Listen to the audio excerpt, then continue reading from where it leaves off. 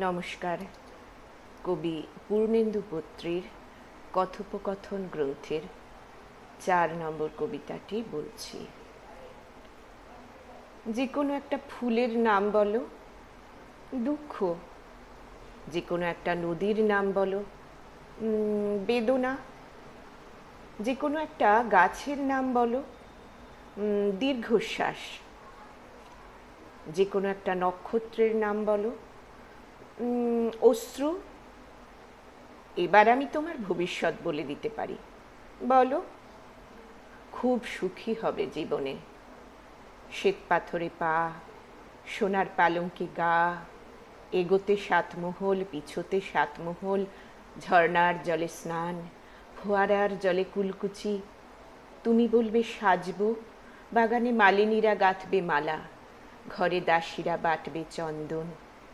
তুমি বলবে ঘুমোবো, অমনি গাছে গাছে পাখোয়াজ তানপুরা, অমনি জ্যোৎস্নার ভিতরে 1 লক্ষ নর্তকী, সুখের নাগরদোলায়, এইভাবে অনেক দিন। তারপর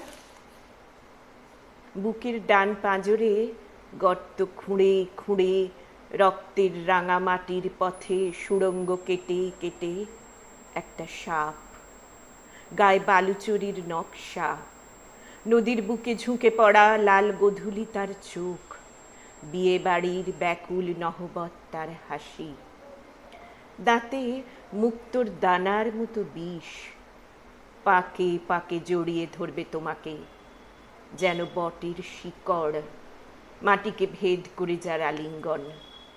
ধীরে ধীরে তোমার সমস্ত হাসির রং হলুদ, ধীরে ধীরে তোমার সমস্ত সোনার গয়নায় শ্যাওলা।